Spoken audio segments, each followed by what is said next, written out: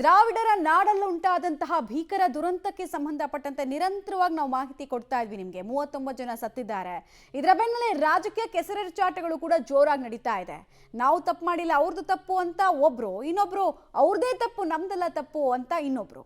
ಹೀಗಾಗಿ ರಾಜಕೀಯ ಕೆಸರೆರಚಾಟಗಳು ಯಾವ ರೀತಿ ನಡೆಯುತ್ತೆ ಅನ್ನೋದರ ಡೀಟೇಲ್ಸ್ ಅನ್ನು ಕೂಡ ನಾನು ಕೊಡ್ತಾ ಹೋಗ್ತೀನಿ. ಅಟ್ ದ ಸೇಮ್ ಟೈಮ್ ಕೋರ್ಟ್ಗೂ ಕೂಡ ಕೆಲವರು ಹೋಗಿದ್ದಾರೆ.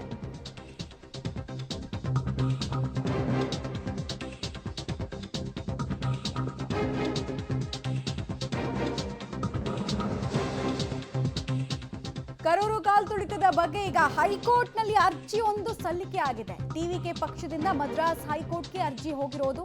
ರ್ಯಾಲಿ ವಿರುದ್ಧ ದೊಡ್ಡ ಷಡ್ಯಂತ್ರ ನಡೆದಿದೆ ಅನ್ನೋದು ಅವರ ಆರೋಪ. ರ್ಯಾಲಿಯಲ್ಲಿ ಕಲ್ಲು ತೂರಾಟ ಕೂಡ ನಡೆಸಲಾಗಿದೆ. ರ್ಯಾಲಿಯಲ್ಲಿ ಕಾಲ್ತುಳಿತ ಆಗಬೇಕು ಅಂತಾನೆ ಹಿಂಗೆಲ್ಲ ಮಾಡ್ಬಿಟ್ಟಿದ್ದಾರೆ ಕೆಲವರು ನಮ್ಮ ರಾಜಕೀಯ ವಿರೋಧಿಗಳು. ಪೊಲೀಸರು ಲಾಠಿ ಚಾರ್ಜ್ ಮಾಡಿದ್ರಿಂದ ಕಾಲ್ತುಳಿತ ಆಯ್ತು ಅನ್ನೋದು ಟಿವಿಕೆ ಅವರ ವಾದ. ಹೀಗಾಗಿ ಅರ್ಜಿಯನ್ನು ಹಾಕೊಂಡಿದ್ದಾರೆ. ಪಾರದರ್ಶಕವಾಗಿ ತನಿಖೆ ಆಗಬೇಕು, ನಿವೃತ್ತ ನ್ಯಾಯಾಧೀಶರ ನೇತೃತ್ವದಲ್ಲಿ ತನಿಖೆ ಆಗಲಿ ಅಂತ ಅವರು ಮನವಿ ಮಾಡ್ಕೊಳ್ತಾ ಇದ್ದಾರೆ. ಬಟ್ ನೆನಪಿರಲಿ, ಈಗಾಗಲೇ ಸ್ಟಾಲಿನ್ ಸರ್ಕಾರ ನಿವೃತ್ತ ನ್ಯಾಯಾಧೀಶರ ತನಿಖೆಗೆ ಒಪ್ಪಿಸಿದ ಪ್ರಕರಣವನ್ನು ಅವರು ಸ್ಟಾರ್ಟ್ ಕೂಡ ಮಾಡಿದ್ದಾರೆ. ಇನ್ನೊಂದು ಕಡೆಗೆ ಆಸ್ಪತ್ರೆ ಆವರಣದಲ್ಲಿ ಎಲ್ಲೆಲ್ಲೂ ಕೂಡ ಆ ಕುಟುಂಬಸ್ಥರು ಗೋಳಾಡುವಂತಹ ನೋವು.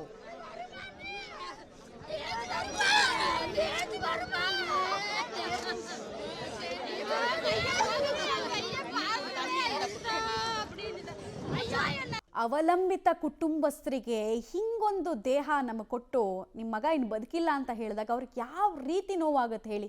ಎಲ್ಲೋ ಕೂತ ನಮಗೆ ಆಗದಂತಹ ಸಂಕಟ ಹಿಂಗಾಗಬಾರ್ದಾಗಿತ್ತು ಅಂತ ನಮಗನಿಸ್ತಾ ಇದೆ. ಇನ್ನು ಕುಟುಂಬಸ್ಥರಿಗೆ, ಅವ್ರ ಮೇಲೆ ಡಿಪೆಂಡೆನ್ಸಿ ಇದ್ದವ್ರಿಗೆ ಹಿಂಗೆ ಮಗನನ್ನು ಹಿಂಗೆ ಕರ್ಕೊಂಡು ಹೋಗೋದಕ್ಕೆ ಯಾವ ತಾಯಿ ಬಯಸ್ತಾರೆ, ಯಾವ ಸಂಬಂಧಿಕರು ಬಯಸ್ತಾರೆ?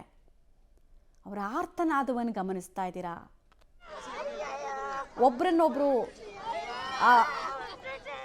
ಸಂತೈಸ್ತಾ ಇದ್ದಾರೆ. ಸಾಧ್ಯ ಆಗ್ತಿಲ್ಲ ಅದು ಯಾವುದು ಕೂಡ.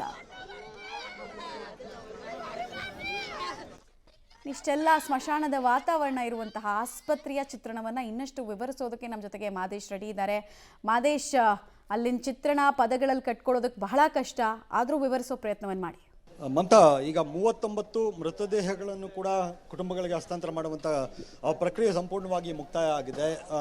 ಇಲ್ಲಿಗೆ ಎಲ್ಲ ಪಕ್ಷಗಳ ರಾಜಕಾರಣಿಗಳು, ಜನಪ್ರತಿನಿಧಿಗಳೆಲ್ಲರೂ ಕೂಡ ಬಂದರು. ಇಲ್ಲಿ ಆ ಕುಟುಂಬಗಳಿಗೆ ಸಾಂತ್ವನ ಹೇಳುವಂಥ ಕೆಲಸವನ್ನು ಮಾಡಿದ್ದಾರೆ. ಈಗ ಒಟ್ಟು 39 ಮೃತದೇಹಗಳನ್ನು ಮಾರ್ಚರಿಯಿಂದ ಕುಟುಂಬಗಳಿಗೆ ಹಸ್ತಾಂತರಿಸುವಂಥ ಎಲ್ಲ ಕೆಲಸಗಳು ಆಗಿದ್ದಾವೆ. ಒಂದು ಮೃತದೇಹ ಮಾತ್ರ ಗುರುತು ಪತ್ತೆ ಆಗಿರಲಿಲ್ಲ. ಈಗ ಆ ಮೃತದೇಹವನ್ನು ಕೂಡ ಅಂದರೆ ಕುಟುಂಬವನ್ನು ಪತ್ತೆ ಹಚ್ಚಿ ಹಸ್ತಾಂತರ ಮಾಡುವಂಥ ಪ್ರಕ್ರಿಯೆ ಈಗ ಪೂರ್ಣಗೊಂಡಿದೆ. ಜೊತೆಗೆ ಈಗ ರಾಜಕೀಯ ಕೆಸರೆರಚಾಟ ಈಗ ಶುರುವಾಗಿದೆ. ಏನಂದರೆ ಟಿವಿಕೆ ಹೈಕೋರ್ಟ್ಗೆ, ಚೆನ್ನೈ ಹೈಕೋರ್ಟ್ಗೆ ಅರ್ಜಿಯನ್ನು ಹಾಕ್ಕೊಂಡಿರುವಂಥದ್ದು. ಅಂದರೆ ಆಡಳಿತಾರೂಢ ಪಕ್ಷ ಏನಿದೆ, ನಮಗೆ ಸರಿಯಾದಂಥ ಭದ್ರತೆಯನ್ನು ಕಲ್ಪಿಸಿಕೊಡಲಿಲ್ಲ, ಪೊಲೀಸ್ ಇಲಾಖೆಯ ವೈಫಲ್ಯ ಅದಕ್ಕೆ ಕಾರಣ, ಲಾಠಿ ಚಾರ್ಜ್ ಮಾಡಿದ್ರು, ಮತ್ತು ವಿದ್ಯುತ್ ಸಂಪರ್ಕವನ್ನು ತೆಗೆದಿದ್ದು, ಇವೆಲ್ಲವೂ ಕೂಡ ಕಾರಣ ಆಯಿತು ಅನ್ನುವಂಥ ಆರೋಪವನ್ನು ಅವರು ಮಾಡ್ತಾ ಇರುವಂಥದ್ದು. ಇನ್ನು DMK ಆಗಿರ್ಬೋದು, ಉಳಿದಂಥ ಎಲ್ಲ ಪಕ್ಷಗಳು ಹೇಳ್ತಾ ಇರುವಂಥದ್ದು ಏನಂದರೆ, ಇಲ್ಲ ಇದು ಟಿವಿಕೆ ವಿಜಯ್ ಅವರ ಒಂದು ಮುಂದಾಲೋಚನೆ ಇಲ್ಲದೆ ಈ ರೀತಿಯಾಗಿ ಇಷ್ಟು ಜನರನ್ನು, ಅಂದರೆ ಫಿಲಮ್ ರೇಂಜ್ನಲ್ಲಿ ಅವರು ಶೋ ಕೊಡೋದಕ್ಕೆ ಮುಂದಾದರು, ಅದರಿಂದಾಗಿ ಈ ರೀತಿಯಾದಂಥ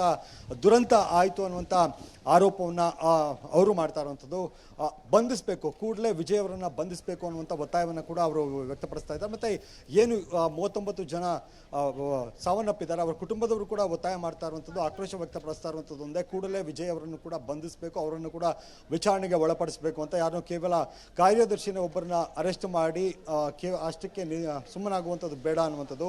ಇದುವರೆಗೂ ಕೂಡ ವಿಜಯ್ ಬಂಧನಕ್ಕೆ ಸಂಬಂಧಪಟ್ಟಂತೆ ಅಥವಾ ಕ್ರಮಕ್ಕೆ ಸಂಬಂಧಪಟ್ಟಂತೆ ಯಾವುದೇ ರೀತಿಯಂಥ ಪ್ರಕ್ರಿಯೆಗಳು ನಡೆದಿಲ್ಲ ಅನ್ನುವಂಥದ್ದು ಕೂಡ ಜನರ ಆಕ್ರೋಶಕ್ಕೆ, ಮತ್ತು ಬೇರೆ ಬೇರೆ ಜನಪ್ರತಿನಿಧಿಗಳು, ಬೇರೆ ಬೇರೆ ಪಾರ್ಟಿಗಳು, ಪೊಲಿಟಿಕಲ್ ಪಾರ್ಟಿಗಳೇನಿದ್ದಾವೆ ಅವರು ಕೂಡ ಆಕ್ರೋಶವನ್ನು ವ್ಯಕ್ತಪಡಿಸ್ತಾ ಇರುವಂಥದ್ದು.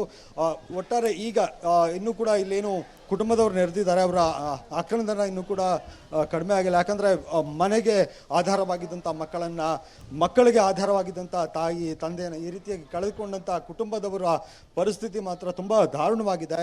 ಅವ್ರು ರೋಧಿಸ್ತಾ ಇದ್ದಾರೆ. ಅವರಿಗೆ ಯಾರು ಕೂಡ ಸಮಾಧಾನ ಮಾಡೋದಕ್ಕೆ ಸಾಧ್ಯನೇ ಆಗ್ತಲ್ಲ. ಅಂದರೆ ರಾಜಕಾರಣಿಗಳು ಬರ್ಬೋದು, ಜನಪ್ರತಿನಿಧಿಗಳು ಬರ್ಬೋದು, ಹೂವಿನ ಹಾರ ತಂದು ಹಾಕ್ಬೋದು, ಬಿಟ್ಟರೆ ಅವರ ನೋವನ್ನು ಕಡಿಮೆ ಮಾಡುವಂಥದ್ದು, ಅವರ ಮಕ್ಕಳನ್ನು ವಾಪಸ್ ಕೊಡುವಂಥದ್ದು, ಅವರ ತಂದೆ ತಾಯಿಯನ್ನು ವಾಪಸ್ ಕೊಡುವಂಥದ್ದು ಆಗಲ್ಲ. ಗಮನಿಸ್ತಿದ್ದೀರಿ ದೃಶ್ಯಗಳನ್ನು ಮಮತಾ, ಯಾವ ಮಟ್ಟಕ್ಕೆ ರೋದನೆ ಇಲ್ಲಿ ಮುಗಿಲು ಮುಟ್ಟಿದೆ ಅಂತ ಹಿರಿ ಜೀವಗಳು ಎದೆಯನ್ನು ಬಡಿದುಕೊಂಡು ಅಳ್ತಿದ್ದಾರೆ. ನಮ್ಮ ಮಕ್ಕಳನ್ನ ನಾವು ಬೆಳೆಸಿರ್ತೀವಿ, ನಮ್ಮನ್ನು ಸಾಕ್ತಾರೆ ಅಂತ.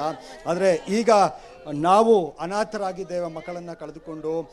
ನಟ ವಿಜಯರನ್ನು ನೋಡೋಕೆ ಹೋಗಿ ಈ ರೀತಿಯಾಗಿ ದಾರುಣವಾಗಿ ಸಾವನ್ನಪ್ಪಿರುವಂಥ ಕುಟುಂಬ ಸದಸ್ಯರನ್ನು ನೆನೆದು ಎದೆ ಬಡಿದುಕೊಂಡು ಅಳ್ತಾ ಇದ್ದಾರೆ. ಕುಟುಂಬದ ರೋದನೆ ಅಂತೂ ಮುಗಿಲು ಮುಟ್ಟಿದೆ. ಸಂಪೂರ್ಣ ಏನು ಈ ಮೆಡಿಕಲ್ ಕಾಲೇಜಿನ ಆವರಣ ಇದೆ, ಎಲ್ಲೆಲ್ಲೂ ಕೂಡ ಇದೇ ರೀತಿಯಾದಂಥ ಪರಿಸ್ಥಿತಿ. ನೂರಾರು ಸಂಖ್ಯೆಯಲ್ಲಿ ಏನು ಕುಟುಂಬದವರು ಬಂದಿದ್ದಾರೆ. ಅವರೆಲ್ಲರೂ ಕೂಡ ಈಗ ರೋಧಿಸ್ತಾ ಇದ್ದಾರೆ. ನಮ್ಮ ಅಂದರೆ ಯಾರು ಹೊಣೆ ಅನ್ನುವಂಥದ್ದು ಆಕ್ರೋಶವನ್ನು ವ್ಯಕ್ತಪಡಿಸ್ತಾರೆ. ಸರ್ಕಾರದ ವಿರುದ್ಧ ಕೂಡ ಅವರ ಆಕ್ರೋಶ ಇದೆ, ಜೊತೆಗೆ ಏನು ವಿಜಯ್ ಅವರ ವಿರುದ್ಧ ಕೂಡ ಆಕ್ರೋಶವನ್ನು ವ್ಯಕ್ತಪಡಿಸ್ತಾ ಇರೋದು. ಒಟ್ಟಾರೆ ಯಾರೆಲ್ಲ ಇದ್ದಾರೆ ಇದಕ್ಕೆ ಸಂಬಂಧಪಟ್ಟವರು, ಈ ಅಂದರೆ ಒಂದು ಕಡೆ ಏನು ಭದ್ರತೆಯನ್ನು ಕೊಡದೇ ಇರುವಂಥದ್ದು, ಇನ್ನೊಂದು ಕಡೆ ಅಂದರೆ ಅಂದರೆ ಆಯೋಜಕರೇನಿದ್ರು ಅವರು ಕೂಡ ಸರಿಯಾದಂಥ ಆಯೋಜನೆಯನ್ನು ಮಾಡದೇ ಇರುವಂಥದ್ದು, ಇವೆಲ್ಲವೂ ಕೂಡ ಕಾರಣ ಆಯಿತು ಅನ್ನುವಂಥದ್ದು. ಬೆಳಗ್ಗಿನಿಂದ ಸಂಜೆವರೆಗೂ ನಿಲ್ಲಿಸಿ ಒಂದು ಕುಡಿಯೋದಕ್ಕೂ ಕೂಡ ಒಂದು ಸ್ವಲ್ಪ ನೀರಿಲ್ಲದಂತೆ ಈ ರೀತಿಯಾಗಿ ನರಳಿ ಸಾಯುವಂತೆ ಮಾಡಿದಂಥವರು, ಅವರಿಗೆ ಹಿಡಿ ಶಾಪವನ್ನು ಇಲ್ಲಿನ ಜನ ಹಾಕ್ತಾ ಇದ್ದಾರೆ, ಕುಟುಂಬದವರು ಹಾಕ್ತಾ ಇದ್ದಾರೆ. ಅವ್ರ ನೋವನ್ನು ಆ ರೀತಿಯಾಗಿ ಅವರೆಲ್ಲರೂ ಕೂಡ ವ್ಯಕ್ತಪಡಿಸ್ತಾ ಇರುವಂಥದ್ದು. ಮಮತಾ. ಆಲ್ ರೈಟ್, ಧನ್ಯವಾದ ಮಾದೇಶ್ ತಮ್ಮೆಲ್ಲ ಮಾಹಿತಿಗಾಗಿ.